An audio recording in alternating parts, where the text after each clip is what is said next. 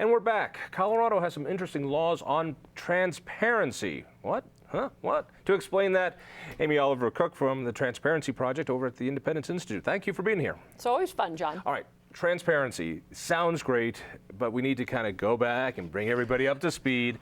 A week ago, we talked to Chuck Plunkett and our own Todd Shepard. We talked about how we have open records here in Colorado, that we're able to see all this stuff if we want to see it, but we got to go to the government. We got to send them a letter. We got to give them a check, and then we got to get the documents and say, this isn't really what I was looking for. Can you give me that? Transparency is a way to just make it a whole lot easier. Yeah, frankly, it is our money. It's taxpayers' money. It seems like government should tell us how they spent it. Sadly, some government agencies and entities are reluctant to do that. You mentioned Todd Shepard and Chuck Plunkett, both of whom are very familiar with the Colorado Open Records Act request, having sent out those requests. But you know what? In Colorado, we have to pay for them. You know, in Wisconsin, the first $50 of any search is free. So transparency means different things in different states. It's open government. It's supposed to be, yeah. And this is where left and right come together. That we say, wait a second, we want to know what's going on. Absolutely. If you guys have contracts, if you have emails, if you've been hiring people, if you want to do this, we want to know. Everything you do is open to public inspection. It should be. It absolutely should be. And we should be able to know where you spent our money. It's my money. It's your money.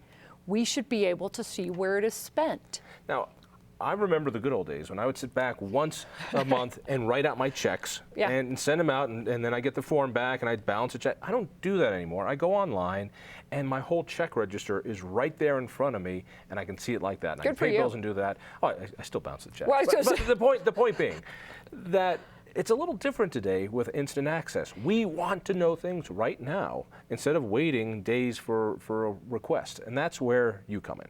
Right. Well, and actually, interesting that you say that, because I was just checking some of our local government's websites to see if they had been keeping their promises about posting check registries.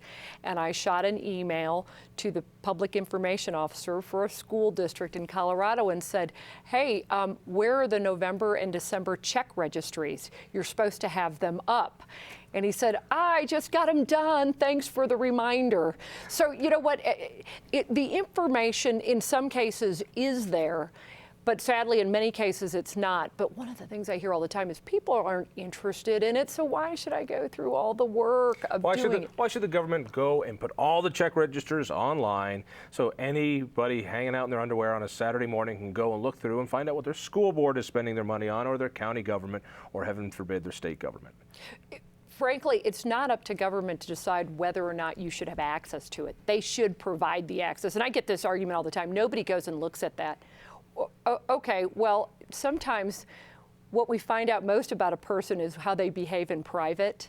So just because you don't think anyone's looking at them doesn't mean you shouldn't put them up. I hate that argument, and I get into that often with city council members. It also saves them money, because sure it does. Jerks like me might come down to the local government and say, I want a request for this, I want to see this check, I want to see that check, I want to see this check. You know, at which point they can just say, it's all online. Just go look at it online. You don't need to bother me anymore. And that is very true. And you know what is interesting? What I hear, another argument that I'll hear is that we put our budget online. Well, I'm sorry. You know, just because I promise that I'm going to spend $5,000 in a month for my family of 5, you still have no idea where I spent the money. So I always laugh because I use this as an example, and they might be one of the reasons why they haven't updated their online credit card expenditures. But I said, I printed out a budget of the city, and it was something they had online. It was and by the way, this is a northern Colorado city. And it was a couple of pages long, but I printed out their credit card expenditures, and to their credit, they have them online. You can look at them, but it was 20 pages long.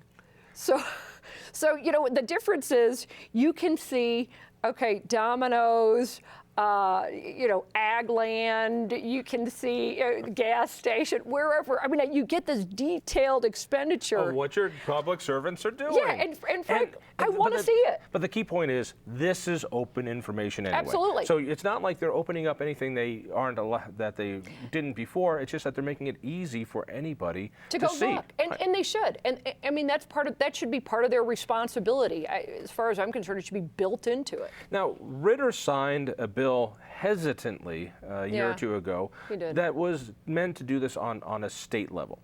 What was the bill? What did it do? And what's been the outcome? Okay, well, there was the executive order first, which was essentially it created the Transparency Online project. Most of us know it as TOPS.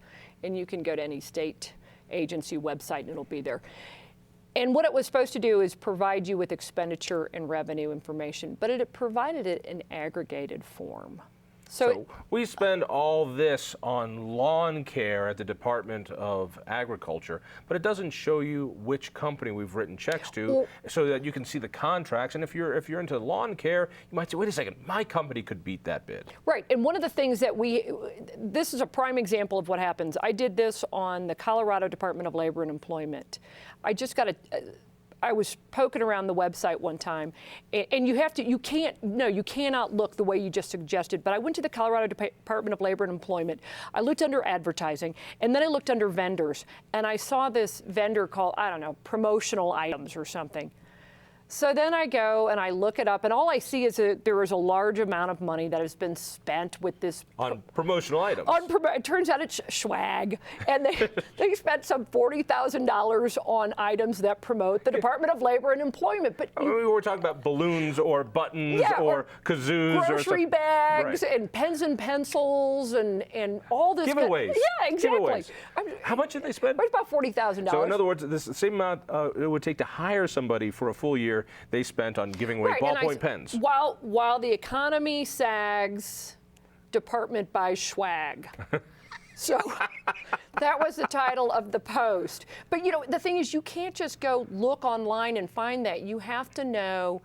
Okay, so I'm digging through the website, I'm going through a couple of clicks, and then I send out an Open Records Act request, get it back, and they gave it to me, and I asked for all of the contracts and the invoices for this particular company, but it isn't easy to find, and you have to dig through it. So I get this from the state, well, nobody goes and looks at it, and I said, well, it's because you have the single most user-unfriendly site in the United States. I mean, it's a joke.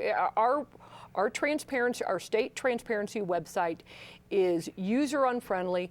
It is a joke. Everybody knows it. So nobody uses it? Not really, but I will say the CDOT is gonna show up the state of Colorado. Why? Because they are not included in the Transparency Online project. Why weren't they? Because they have a different. I got a different system. Yeah, they got a different system. Frankly, it's apparently better. They spent a lot of money on it, so taxpayers should get something back. Actually, I've seen a preview of what the site will look like, and it is really good. It'll put the top system. It'll put the state's transparency website to shame. And particularly for younger people, they're used to having information like Absolutely. this. They want it, and we want it. And I want citizen activists to be able to look at their governments. I want bureaucrats to look at other governments to see what they're spending. I want reporters to be able to find this. And heaven forbid, I even want liberals to be able to look inside a government. Well, sure, they should want to, because then they see can where use their money is spent. That's right, and they can, if they don't like where somebody's spending money, they can put it into another program. Exactly. All right. Talk to me a little bit about PARA. PARA is the state's pension system, and it is upside down. In most states, I can go out and find out who is getting what benefits. This is why we know in California, one city went broke when their chief of police retired because they couldn't afford the pension programs for them. But here in Colorado, or one of a handful of states, we can't get that information. Notoriously corrupt states such as Illinois have more transparency in their state pension system than we do. Again, when we say transparency, what we're saying is that the average citizen, reporter, policy analysts can look at it and find out, here's how much, we don't care what the name is, we just want to know, here are the numbers. So many people are getting paid $100,000 a year in retirement benefits. We can't even get that information. No, we can't. And in fact, in states, for instance, such as Illinois, they publish name, and we're not even asking for a name. We just want to know we have 5 retired former state employees that are making above $300,000 each year in their pension. We just want to know that. We want to know how many there are. We don't want to know who they are or what their title was or anything like that. And other states have it. Other states, Illinois, you can get it. California, you can get it. But Colorado, you can't look inside the retirement system to see where the money is going. So they know, for instance, I think they said that they have, and I have this up on Mothers Against Debt, the website there, about lavish Illinois employees, or lavish pensions for Illinois employees, and how much, and I want to say it's an astronomical number that would have to be paid out of the general fund.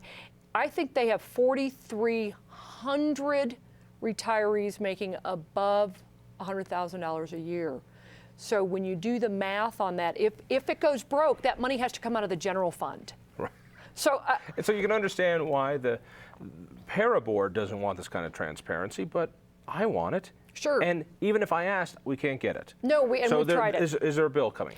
I'm hoping. We have had some indications that some are somewhat willing to run transparency on Para, because frankly, how do we know how to deal with Para and the unfunded liability, which I think the estimate's at $24 billion on? How do you even know unless you can see it?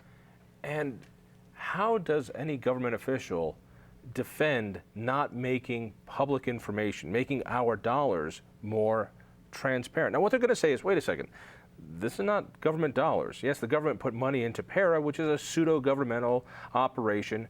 It's controlled by the state, but we have a private board that runs it, and you don't get to know who is making what kind of money off of their retirement. That's personal information. But every other state does this. Especially if Para goes broke, who's on the hook for it? You are, I am, my kids are. The beautiful thing, when United Airlines went broke, went into bankruptcy and foreclosure in Chapter 11, everyone who was on their pension plan got hit. If you know anybody who's a retiree on United Airlines, chances are they're making half of what they were making They're looking before. for another job. Right, because that pension is not secured by taxpayers. Para is. Therefore, we have a right to know where this money's going. Absolutely. And the other thing with it, if you've got a whole bunch of set of eyes looking at something, you can come up with different solutions. Para has been incredibly secretive. We don't even really know, I mean, we estimate that the unfunded liability is $24 billion, but how do you know unless you can see it? We are on the hook for it. Other states have it. We aren't asking for names, but we need transparency in how much Para is paying out. People want to get more information on how to find transparency. Where do they go? Transparency.i2i.org. Transparency.i2i.org. Or Colorado's Spending Transparency Project. You can find it there too. And there you can find all you need to learn about how to get information on your local government. There's what, 3,000 local governments? There's a ton of them.